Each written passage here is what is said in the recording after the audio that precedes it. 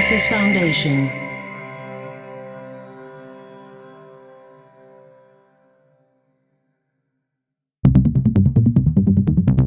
Dublab.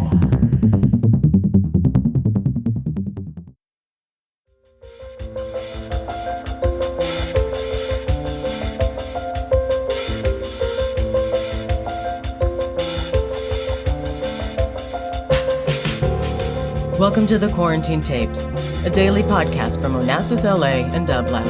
Hosted by Paul Holdengraber, this series chronicles shifting paradigms in the era of social distancing.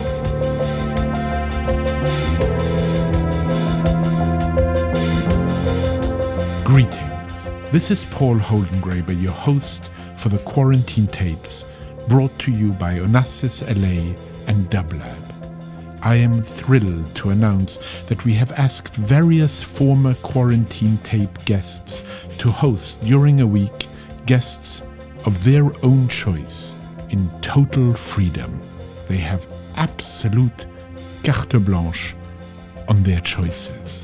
This week, I have asked Eddie Glaude, the distinguished university professor in the Department of African American Studies at Princeton University, to be our host. Eddie Glaude is the author, most recently, of the extraordinary study on James Baldwin, entitled Begin Again, James Baldwin's America and its urgent lessons for our own. I hope you will enjoy these Quarantine Tapes.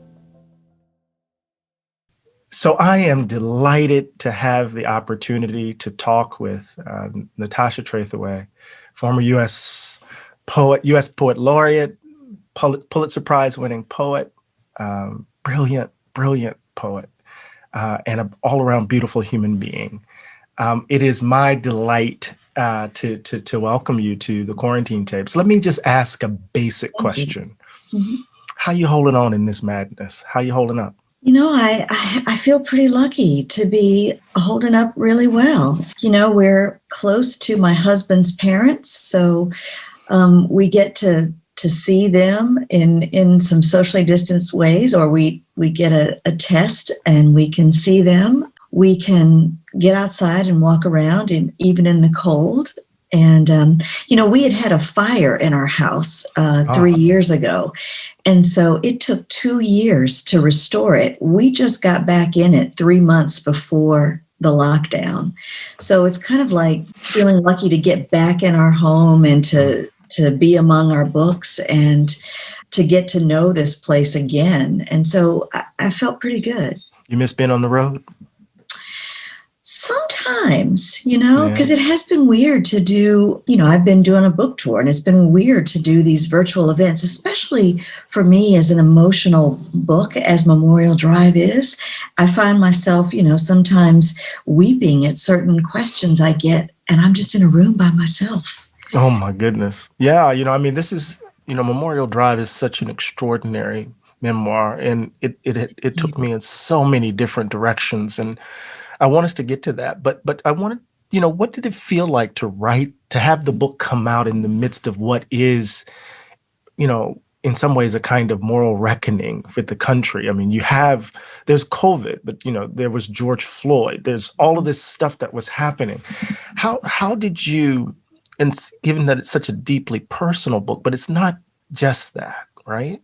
Right. It has this broader reach, although, you know, and then of course you have to work. I you know, like Kiese, I listened to a conversation with you and Kiese, and Kiese mentioned about Sarah, whom I love too. Yes.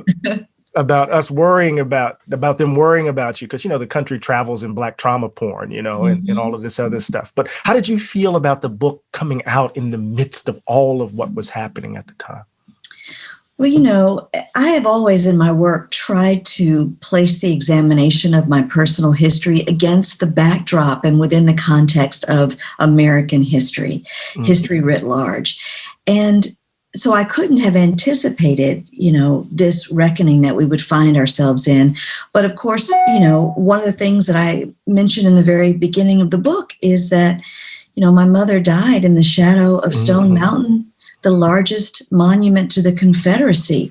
And so, you have these two, for me, existential wounds side by side, the death of my mother and our original sin of slavery and white supremacy emblazoned on this huge mountain right behind that death. They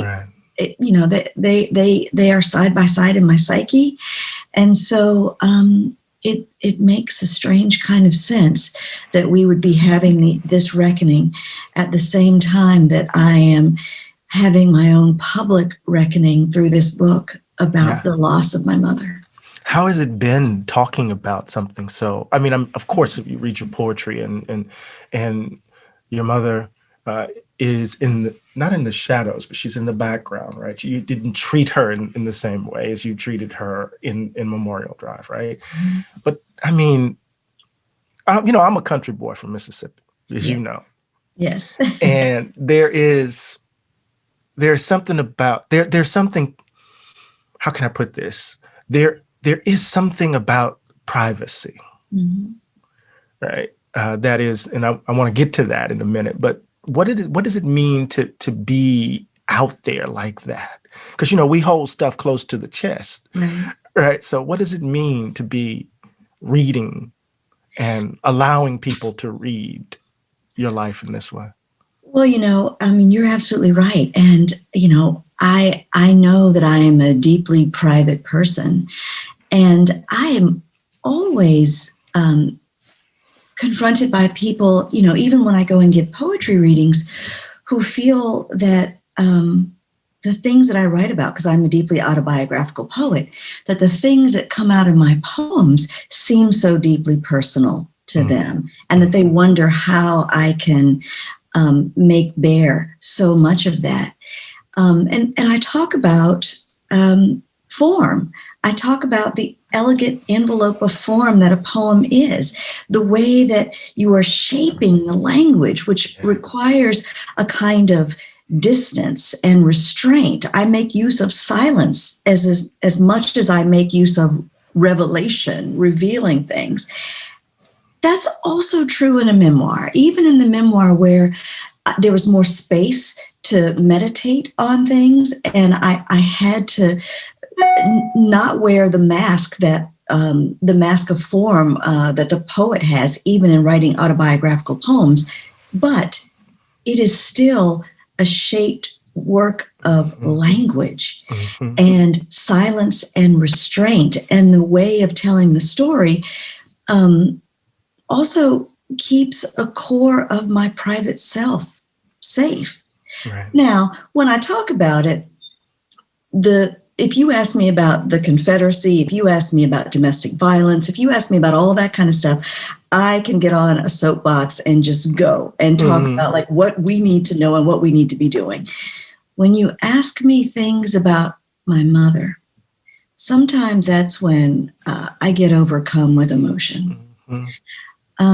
But it's not a private emotion for me anymore. I've been living in a state of bereavement my entire adult life. Right. It is indeed a part of who I am. And it is my greatest and deepest wound. And yet talking about it continues to expose it to light. And so I remind myself of Rumi. The wound is the place where the light enters you. And that's what I feel like when I'm talking about it. I love that formulation around form as a response, because in some ways it's one thing to kind of be an autobiographical writer where you are on the page and someone is reading it in the privacy of their own home, like they're encountering you on the page. It's another thing for you to be present as they're grappling with that. There's this moment where you in this amazing book where you kind of let us know what you're doing. And it's in the diary chapters, that last line where you say, here, I had begun to compose myself, right? So you're letting us know as the reader, right, that there's something that's being crafted here, right? Not only a self, right, a resilience, which you use that word in that chapter, right? So don't just read this as victim narrative. There's something else is happening here that's really powerful. And the silence is So this is something that I was really kind of grappling with. I wanted to ask you this as someone, even though you left Gulfport when you were 6 to go, how old were you? Yes, 6 or yeah. 7? Started first grade in Atlanta.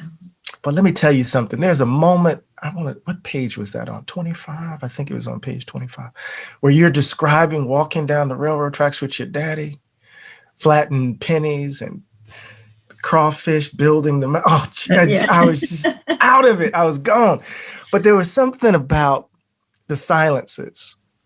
There's a line on page 113 where you say, her measured restraint, comma, the origins of my own. Mm-hmm. And the silences in the book are loud. Mm-hmm. Even the way you space it in places, right? Mm-hmm. And I was just, it took me back to my own home, right? And my daddy, he installed a fear in me very early. And I've been trying to prove that I'm not a coward ever since. Right. And the house could be loud, but what was distinctive about the house Mm-hmm. was its silences. Mm-hmm.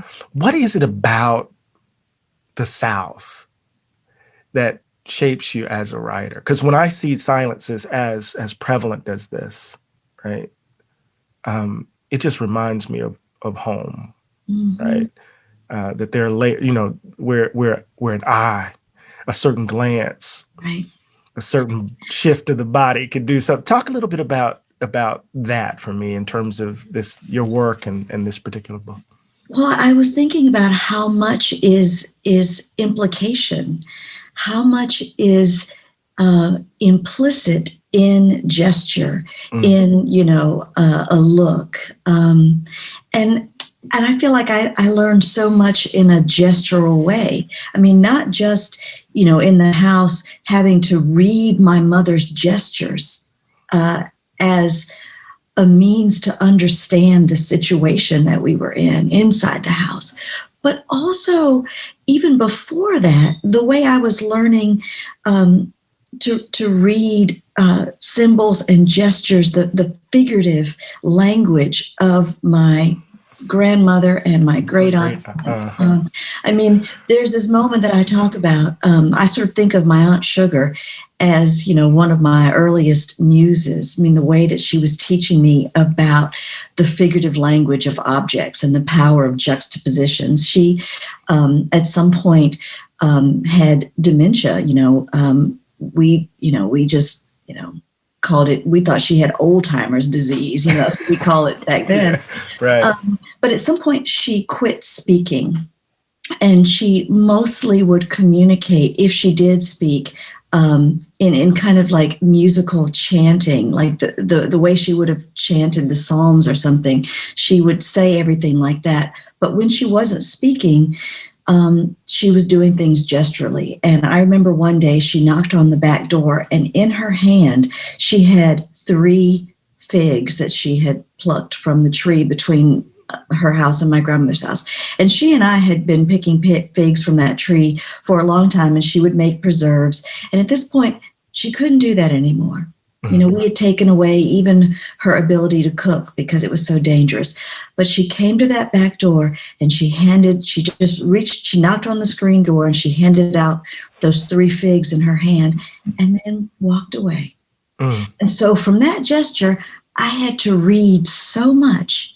I had to read, here's something we used to do that we can't do, but I'm going to remind you who I am and what we did. And also just the idea that they were underripe. She had to get them before the birds did. Right. And so they weren't ripe. I had to be patient. I had to wait for them to ripen to receive the gifts that they were going to give me. That's how she sent messages through silence. Yeah. I just, sometimes, while I was reading your book, you did this to me too, while I was reading the book. And I was thinking about my grandmother, and, that shotgun house, and, she lost 3 babies, 4. She lost one as a baby, and the other 3 were killed as adults. 2 to suicide, 1 was murdered. Oh my God. So I sat down and did an interview with her. I interviewed her for like 3 days because she'd worked to, and you know what was so fascinating, Natasha? We found her when she died. We got her Bible, and she had annotated the book of Job in these real. She was Greek, she was a devout Catholic, and I remember how she entered the story of her life. And she entered the story of her life by telling about the time she went to Chicago as a kid and made snow cones out of snow, right? Made snowballs, and how the syrup was put on it. And then she went silent. And then everything was in the eyes. Everything you could see, she just started looking distant. And whenever that distant look came on her, right, we knew she was someplace else, and we knew how to read it. And then the fascinating thing, I'm connecting this because Alzheimer's, or Alzheimer's as we call it, right? She had it, and she forgot all about the death. So it reversed. Right. So all the babies were alive now in this really fascinating way. It's just home. And what does it mean? You know, I was saying this to Jessamine Ward when I was talking with her not too long. And I was like, I just feel home in certain places in your work. I mean, I can feel it. Just the way you describe the pine trees and how it's different than when you go upstate. And so there was this moment in the first part of the memoir where I just sat down, right? Because it felt so familiar to me in so many ways. Now, what did it mean for you? Okay, go ahead. Say. I don't want to. Oh no, I was just going to say that. The power of that place of it almost seems magical when I think of it now. That home, that enclave of close relations where I felt completely safe, such that when I was writing the book, I spent so long on that first chapter, Another Country, because I didn't want to leave it. I wanted to just stay in it and continue to just write it, to live in that place that we had to leave behind. What was it like making your way to Atlanta? You know, I did that too. You know, there's a Moss Point diaspora in Atlanta. So I mean, a whole bunch of us are there. My sister and brother still live there. I went to Morehouse. So, you know, what did it, I mean, you describe it in the book, but talk a little bit about that, because that's a different kind of South. Yeah, you know, I think I didn't want to go. It was, I think, you know, I realize now a traumatic thing to move away from my grandmother and great aunts and uncles and my father, who was by then in New Orleans.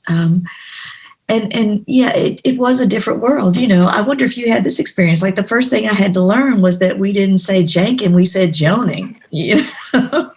So it was like, you know, shifting culturally. But the fascinating thing to me now, even though I left when I was 6, and I went back every summer and spent every 3 months of every summer back with my grandmother, you know, that dialect or test, the New York Times had it in the paper one time. You can take it and it's going to, based on what words you use, pinpoint where you're from. Now, even though I guess I grew up in Georgia because I moved there at such a young age, that test still pinpointed me to the Gulf Coast. I think the range was somewhere like South Alabama to like the Louisiana border, but that's where it knew exactly, because that was still in me. Yeah. It's like when, you know, the difference between someone saying fixin' and finna. Yeah, I'm fixing to go, I'm finna go. Right. And then you can make all sorts of another one. Yeah. I love that moment though, right? Because there's a moment in the book where you know you make an adjustment, right? You're engaging in that grand tradition of signifying, and there's some levity there, there's joy there, right? There's a sense in which, you know, you're inhabiting or you're describing, right, the space, right, where you learn the difference between janking and joning, if there's a difference at all, right? That's pretty. There's also this where you talk about my inexplicable silence, or that line where you write, You who like to seek as much as you like to hide. Mm-hmm. Right. And it's just something about, and we've talked about it, but it's something that stood out to me as I was reading the book, and the restraint, that you weren't revealing everything. Right. Well, no, I mean, one of the things in terms of the shape of the book and the organization of it, I begin from the first line with the fact that my mother is dead. Mm-hmm. I want to remove as much of the sensational aspect of this and what might engender in readers a prurient interest. I wanted a reader to travel through the book knowing that she's dead, Right. but hoping at every page that she somehow miraculously survives this. Mm-hmm. And there are countless stories I could have told. The situation was what it was. After we left, I grew up in a house of domestic violence. And even though my mother did everything to get away and did get away and got a divorce and was divorced from him for nearly 2 years, he continued to stalk her and he killed her. That was the situation I was in. But there are countless stories I could have told about that. Mm-hmm. And so in choosing to tell the story, I am trying as much as possible to be in control of the story that I tell you. Right. And as you mentioned earlier on, I'm letting you know that I'm doing it. I am composing, just as in that moment I had to compose myself. I had to heal the fissure in the self that trauma might have been causing by writing about it, by being able to tell myself a story about who I was and where I was going. The larger framing of the book is the same thing. It is about deciding that this is the story that I need to tell. And it is not a story about victimhood. It is a story about the triumph over what might have otherwise eroded my sense of self.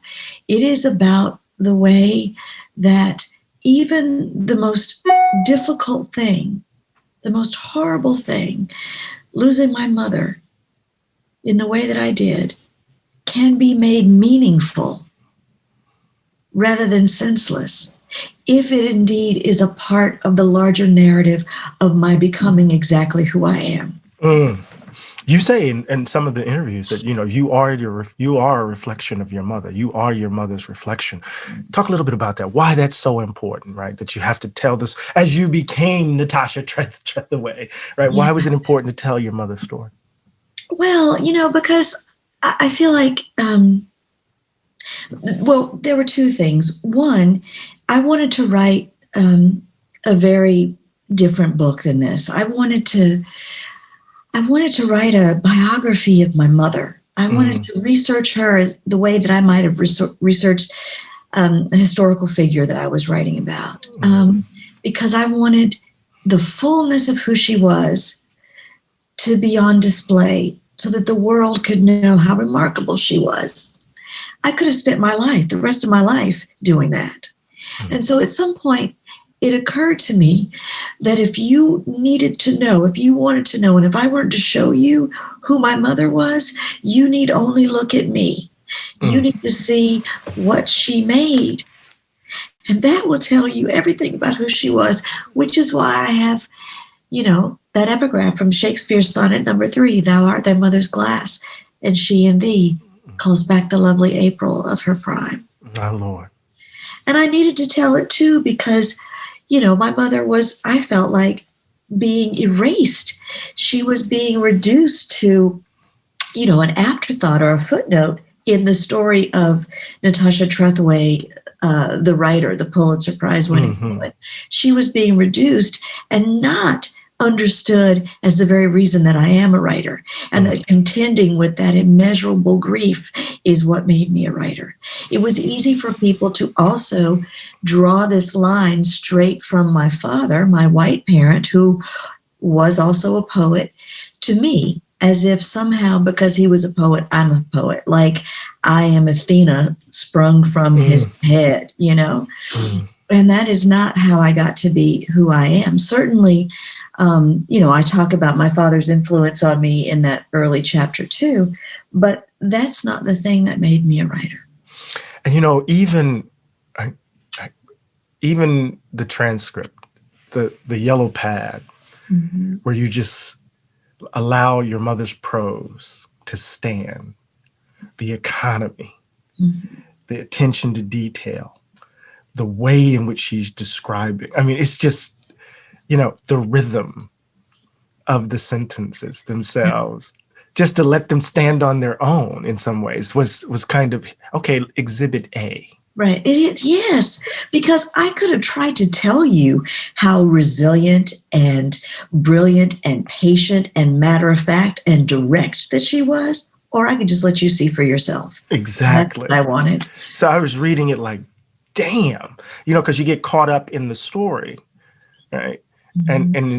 But again, you're doing something to me as a reader, right? As a writer, you're invoking something, and that moment for me was extraordinary because I got a sense of Gwendolyn in a way that went beyond, right, the story, right? If that makes sense, went beyond how people made their wins. Let me ask you this question. Let's get beyond Memorial Drive. Yeah. What's next for you? You know, I would love to write some poems. You know, yeah, you know, there's some things I'm thinking about.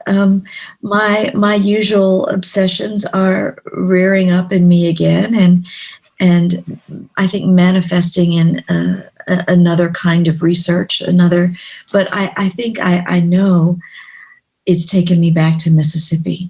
That is a geography that I cannot escape. Both physical and psychological landscape to which I keep returning. I've been, you know, it's fascinating, Natasha. If I'm sorry, I'm calling you Natasha. I have to. Of course. I've been doing the same thing, right? I've been taking notes, you know, because finishing the Baldwin book, you know, before I could write a sentence, it's almost as if Jimmy was telling me, you know, you're gonna have to deal with your mess, bruh. You're gonna have to deal with the fact that you're this vulnerable little boy, and so it threw me back, you know, to my town. You know, Moss Point. Its nickname is the River City. You know, all of those bayous running through, right? And I'm just trying to make sense of the smells, right? Like I remember school. You know, you knew school was going to start when the fall air would mix with the porgy plant and the paper mill. The paper mill. It created this interesting scent, right? But just to return home, do you see yourself? I mean, would you describe yourself as a Southern writer or a Mississippi writer? I mean, I know Kiesi asked you that question, but I wanted to, because I'm beginning to think of myself not so much as a Mississippi writer, but someone who cannot escape the fact that I am from Mississippi. If that makes sense. Yeah, I think, you know, I often think of Ellison's you know, revision of Heraclitus's axiom, you know, from character is fate to geography is fate. And I definitely believe that geography is fate, and that who I am is so deeply rooted in that place that, yeah, I'm a Southern writer, but I suppose there's many. I am a Black writer, I'm a woman writer, but I can't separate any of those things. They're all intertwined and rooted in that place. Yeah. Well, you know, I don't want to keep you too long. It has been such a pleasure. After we get through with this, or get beyond this madness of COVID, maybe one day we'll be able to sit down over a glass of wine and just talk about all sorts of things. I have so much I want to ask. That would be wonderful. And we can compare gumbo recipes. Oh, indeed. Did you make seafood gumbo? Oh, it has to be. I don't put sausage in my gumbo. Exactly. There's nothing else in it. It's seafood gumbo. It's seafood. Crab. You don't put, you know, who puts all that other stuff in there. You put okra in your gumbo? I do actually put okra. But some people put sausage and chicken. And chicken. No. My grandmother lived for a little while in New Orleans, and she came back talking about how they just throw everything in their gumbo, and she does not believe in And that. to my mind, the chicken and the sausage changed the taste of it. Yeah. You know? So you make a filet gumbo, or yeah. Mm-hmm. I do. So, you know, I do that. And, you know, my mother also, because, you know, the coast is everywhere. When we even make our dressing, she puts crab meat in her dressing. Oh, yeah, that's right. I put oysters in mine. Of course. Yeah. Yes. I see. You in Atlanta, but no. Well, this has been really lovely. Thank you. It has been wonderful. And just know that you've moved me beyond words. I appreciate you and the gift that you've given us over and over again. Thank you so much. Thank you. I look forward to meeting you in person. To support this show and Dublab's progressive programming, go to dublab.com/support.